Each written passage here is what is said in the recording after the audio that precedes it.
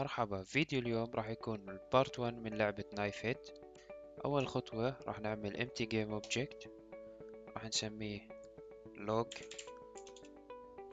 motor، راح نضيف عليه rigid body 2D، راح نعمل البودي type kinematic، وهون راح نضيف wheel joint 2D،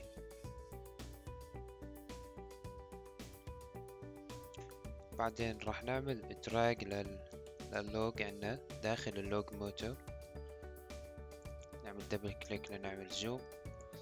بعدين هون راح نضيف rigid body 2D، وراح نعمل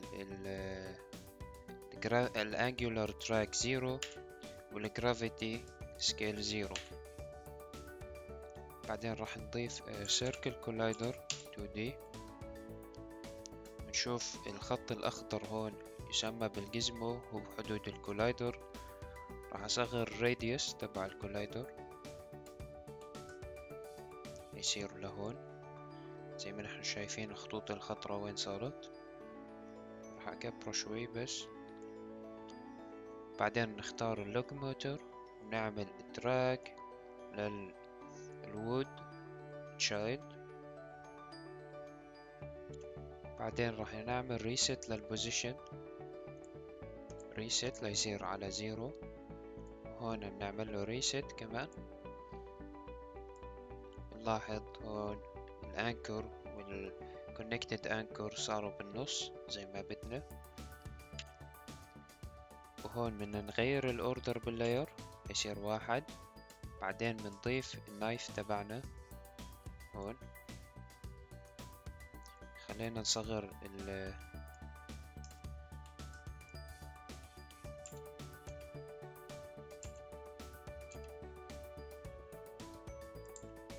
راح نرفعها للأعلى. بعدين التاجر اللي هو الخنجر راح نصغره بهاي الشكل يصير. راح أصغره كمان. بعدين راح أصفر البوزيشن على الإكس، وعلى الواي راح أخليه 20. هون راح نضيف كولايدر بوكس كولايدر 2D. راح أغير السايز من الجوانب ومن الأعلى للنص لهون. بعدين راح نضيف rigid body 2D، راح أعمل له move up هون. وراح نغير على السكيل gravity scale ل0. بعدين راح أعمل new folder، راح أسميه scripts.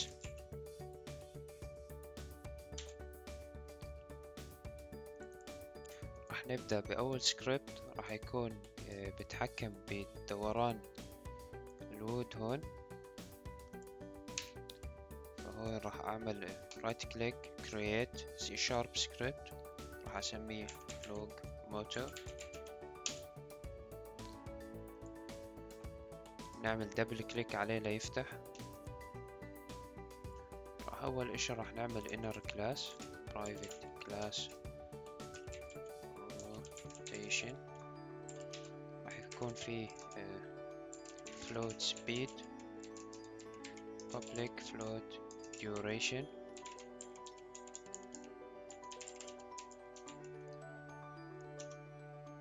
وهون راح نعمله system serializable لحتى يظهر بالانسبكتور.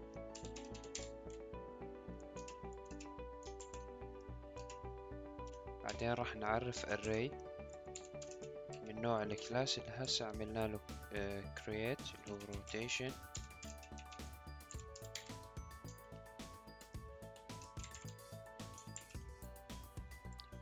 راح نخليه serialized. بعدين راح نعرف wheel joint variable wheel joint 2D. وهون private joint motor 2D.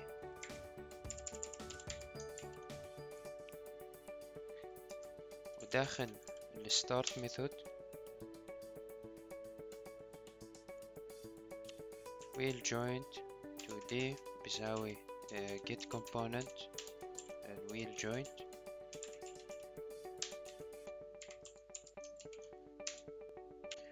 والموتور الجوينت موتور اللي عرفناه هون راح يساوي new joint motor. عملنا create لobject من نوع joint motor 2D. بعدين راح نعرف ميثود من نوع enumerator راح نسميها play rotation.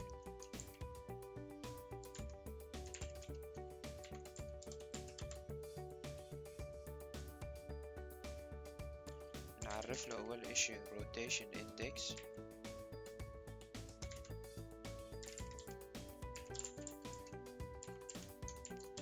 بعدين هون راح نعمل له لوب راح تضل شغالة. نحكي له while true.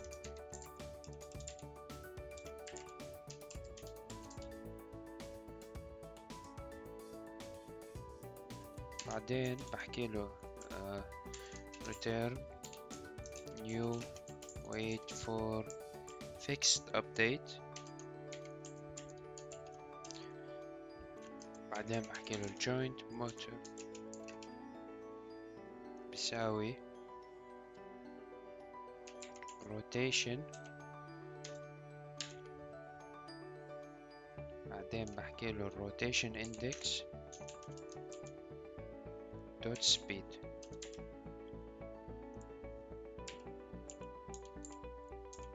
وهون بتكون الموتور سبيد.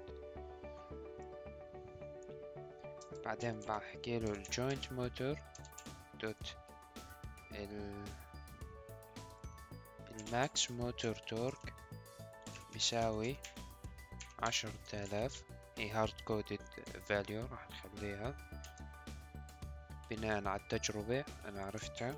ويل جوينت 2D بتساوي الموتور الجوينت موتور.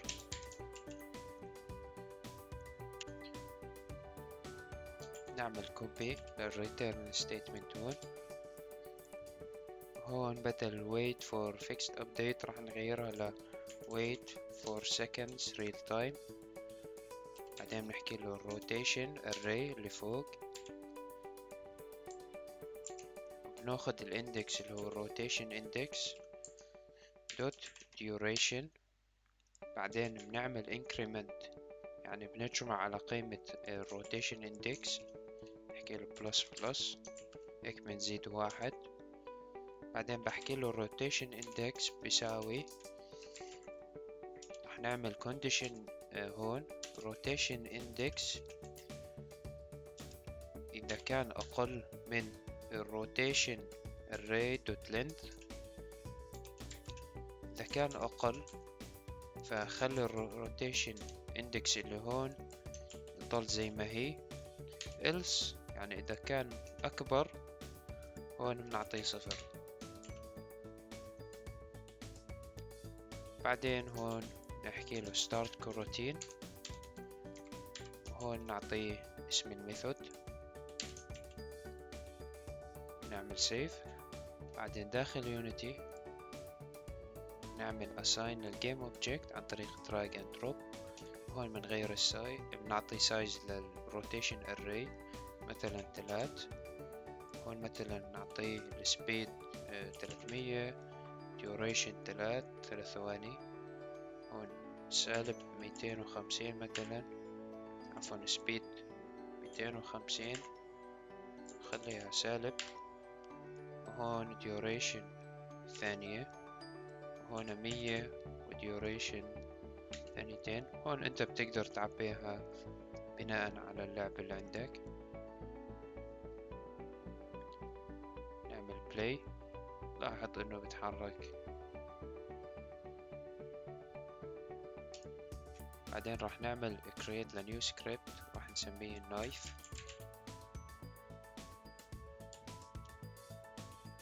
بعدين نعمل create ل C# script راح نسميه dagger بمعنى خنجر. نعمل دبل كليك لنفتحه. بعدين راح نعرف serialized field هون. راح نحكي له private vector 2D vector 2 through face force عفوا force.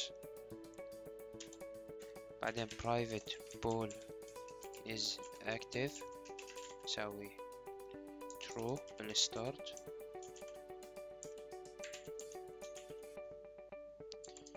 بعدين بالستارت راح نخلي ال variable يساوي rigid body component موجود على الجيم object، والbox collider راح يساوي الbox collider موجود على الجيم object box collider 2D.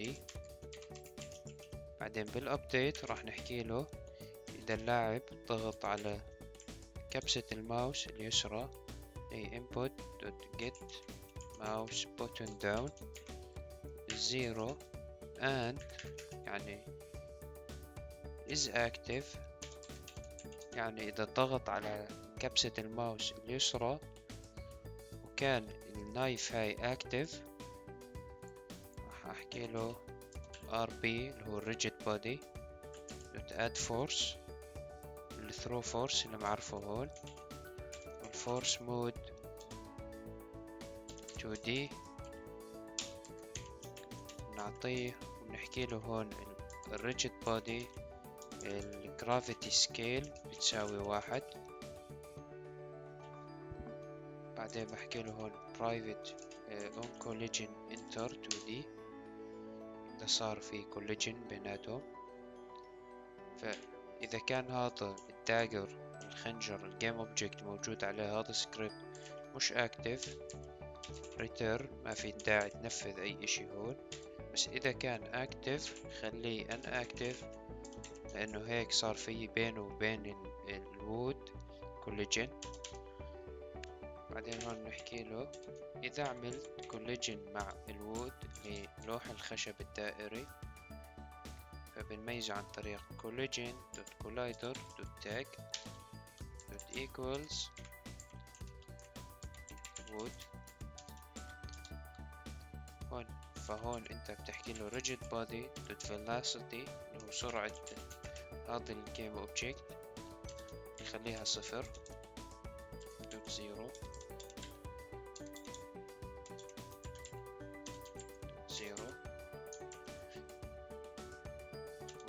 والrigid body body type نحكي له rigid body 2D kinematic. بعدين نحكي له هذا الجيم اوبجكت بنخليه child، يعني بنعمل له set parent للجيم اوبجكت اللي عمل معاه collide اللي هو الوود. بحكي له collision.collider.transform لحتى يدور معاه. بعدين راح نحكي له بعدين راح نعدل على البوكس كولايدر. راح نحكي له البوكس كولايدر هاد دوت سايز اول شي اوفست بيساوي نيو فيكتور 2 البوكس كولايدر اوفست دوت اكس، وعلى الواي راح نيجي هون شوف شو الاوفست اللي عنا نعملها كوبي نضيف اف لحتى تصير فلوت وبيست. والبوكس كولايدر دوت سايز نحكي له نيو فيكتور 2 نفس الطريقة. بحكي له بوكس كولايدر دوت سايز دوت اكس، بروح هون بجيب السايز على الواي بضيف الاف لحتى يصير فلوت نعمل سيف. بعدين بحكي له اذا صار collision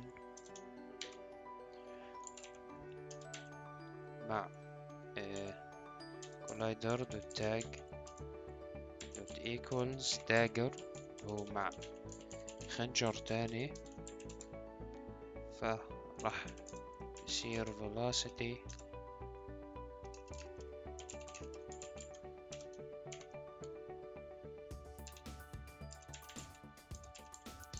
باتجاه معاكس، لهيك بنعطيه سالب.